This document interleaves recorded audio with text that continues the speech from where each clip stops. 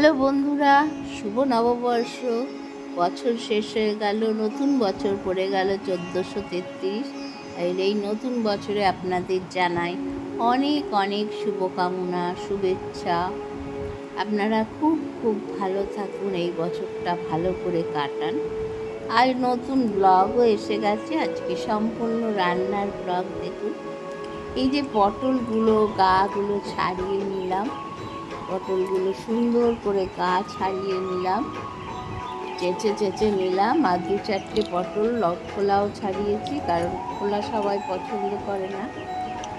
তারপরে ওর ভেতর থেকে সব মাল মশলা বের করে নিলাম, মানে পটলের ভেতরে যা বীজ টিজ থাকে বার করে নিয়ে যে ভালো করে ধুয়ে নিচ্ছি।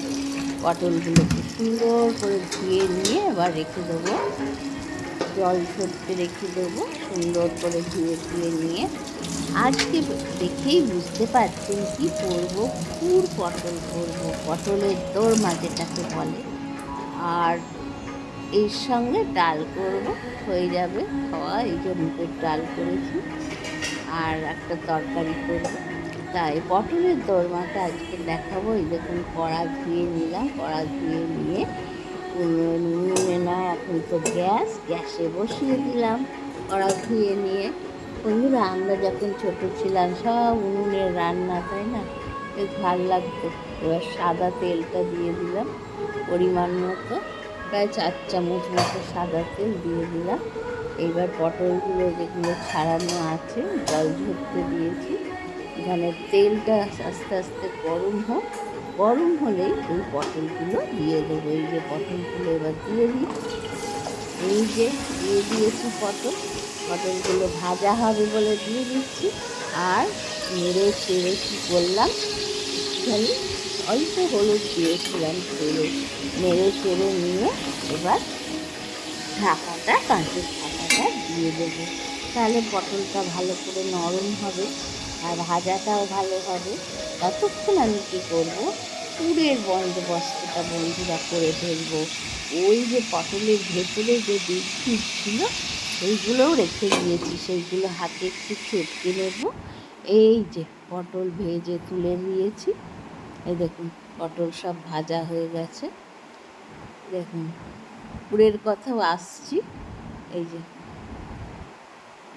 চিড়ে নিয়ে ওর ভেতর থেকে এই যে পুরটা, এই যে বীজগুলো যেগুলো বেরিয়েছে সেগুলো মিক্সিতে একটু পেস্ট করে নিয়ে তার সাথে নারকেল দিয়ে, নুন, মিষ্টি, একটু আদা বাটা, তারপরে একটু লঙ্কার গুঁড়ো দিয়ে সেটাকে, আর গরম মশলা দিয়ে, আর 2-4টে কিচমিচ দেবো পরে। এটাকে নেড়ে নিচ্ছি, নেড়ে নিয়ে আবার একটু ঠান্ডা না হলে পোড়া যাবে না ওর মধ্যে। তাই পুরটাকে নেড়ে চেড়ে নিলাম। এবার কটা কিশমিশ দিয়ে দিলাম, দিয়ে এইবার ভালো করে নাড়াচাড়া করে নিই। যে কটা পটল সেই কটার ভিতর থেকেই বেরিয়েছে, তাহলে কোনো কম হবার সম্ভাবনা থাকে না বন্ধুরা। এইবার দেখো, পটলগুলো নিয়ে রেখে দিয়েছি, ওটা তো ঠান্ডা হয়ে গেছে।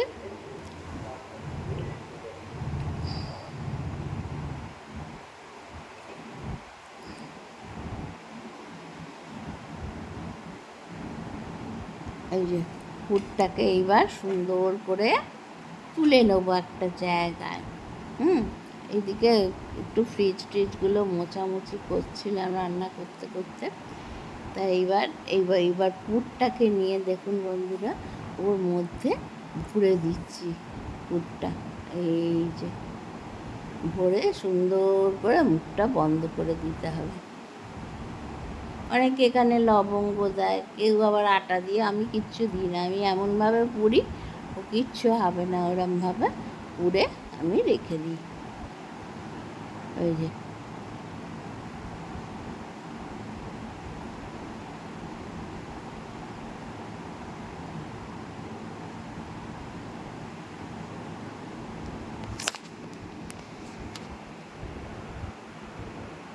সব কটা পটল, 8খানা পটল আছে, 8খানা পটলেরই আমি ভরে দিচ্ছি।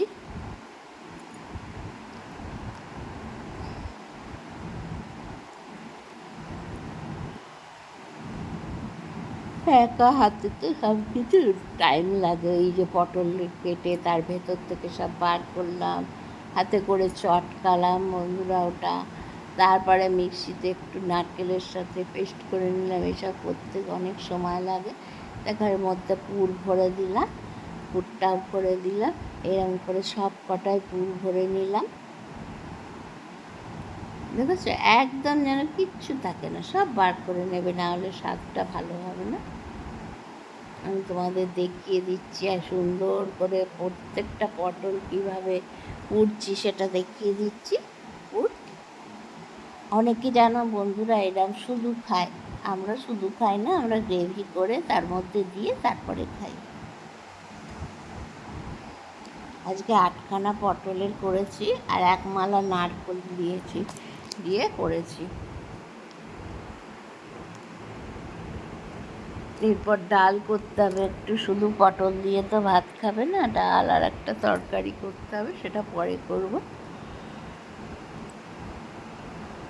তো বন্ধুরা প্রত্যেকটা তোমাদের দেখিয়ে দিলাম কিভাবে পুড়েছি, সেইভাবেই তোমরা পুড়বে, তাহলে বাইরে পুর বেরিয়ে যাবে না। বেশ একটু চেপে চেপে ঠেলে দেবে, আর পুরটা একটু বেশি দেবে, না হলে ভাল লাগে না। আর দেখো তোমাদের তো যে কটা পটল নিয়েছো তার ভেতর থেকে সব বার করেছো, আর তার সাথে নারকেল পড়েছে, তাহলে তো কম পুর হওয়ার কথাই নয়। পুরটা তো অনেকটাই হয়েছে। এই যে সব পুরে পুরে দিচ্ছি, আর বন্ধুরা ভালো করে আটকে দিচ্ছি। এই যে সব কটা হয়ে গেল পুর ভরা। পুর ভরার কাজ শেষ।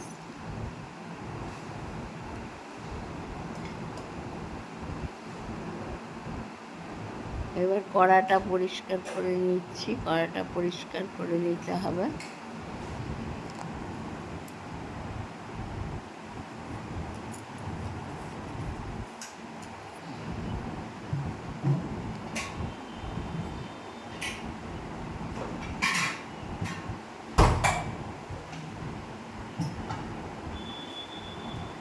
গ্রেভিটা হতে হতে ততক্ষণ অন্য কাজগুলো করে নিই, অনেক কাজ থাকে, সেগুলো করতে করতে এদিকে হয়ে যায়। ওই জন্য এইদিকে ফ্রিজের ভেতরের জিনিসগুলো বার করা, মিষ্টি ফিষ্টি রাখা, তবে এদিক ওদিক করে আছে সব জিনিস, ওইগুলোকে এক জায়গায় সুন্দর করে একটা ডিশের ওপর রেখে দিলাম। আজকে ভাবছি ডিপ ফ্রিজটা একটু পরিষ্কার করে নেবো, নোংরা হয়েছে বন্ধুরা। এইসব করতে করতে কত যে টাইম লাগে তার ঠিক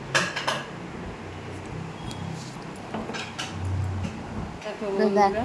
এইবার বন্ধুরা গ্রেভিটা করে নিয়েছি, আদা, নারকেল, জিরে, ধনে, মৌরি সব একসাথে, জিরে ধনে মৌরিটা একটু ভেজে নিয়ে পেস্ট করে এই গ্রেভিটা করে, এবার গ্রেভিটা তেলের মধ্যে দিয়ে নেড়ে চেড়ে নিয়ে এইবার পটলগুলো দিয়ে দিলাম, আর একটু জল দিলাম, দিয়ে এইবার যেগুলো গ্রেভিটা একটু ফুটে গেলে তারপরে পটলগুলো দেবে।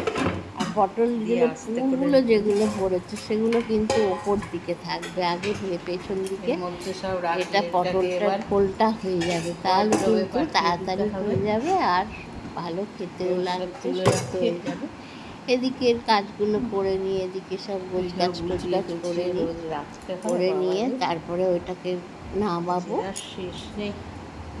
সব যেখান থেকে মশলাপাতি যেখানে রেখেছিলাম সেইখানে আবার রেখে দিয়েছি ওয়ার্ড্রোবের ভিতরে। আর বন্ধুরা আজকে তো কারেন্টও চলে গেছে, ভেতরে কিছু দেখা যাচ্ছে না।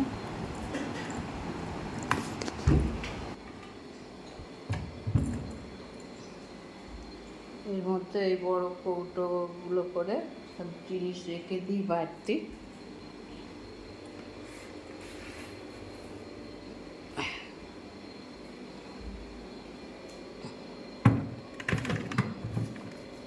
এতে বন্ধুরা নিতেও অনেক সুবিধা হয়। এই ডাল টালগুলো যেগুলো মাসকাবারি আনা হলো ওর মধ্যে করে রেখে দিলাম।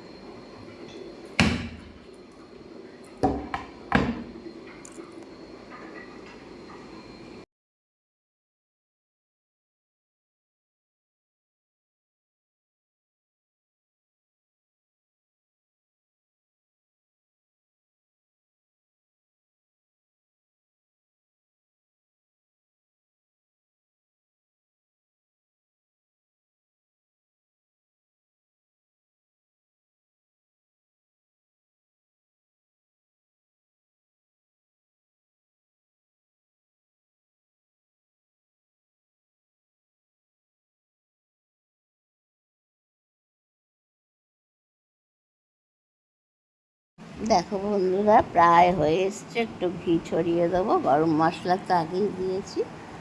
আর গরম ভাতে গরম গরম পরিবেশন করব। তুলে নিয়ে এগুলো এইভাবে বন্ধুরা পটলের দোরমাটা করবে, এত ভালো লাগে না কি বলবো। আর বাড়ির সবাই না চেটে পুটে খায়, জানো। তবে সুন্দর মানে আর কি রেসিপিটা ভালো লাগে, খায় সবাই। এই হচ্ছে ব্যাপার। এবার তুলে নিই একটা একটা করে পাত্রে। রঙটাও সুন্দর হয়েছে, বললাম না 8খানা পটলের করেছি।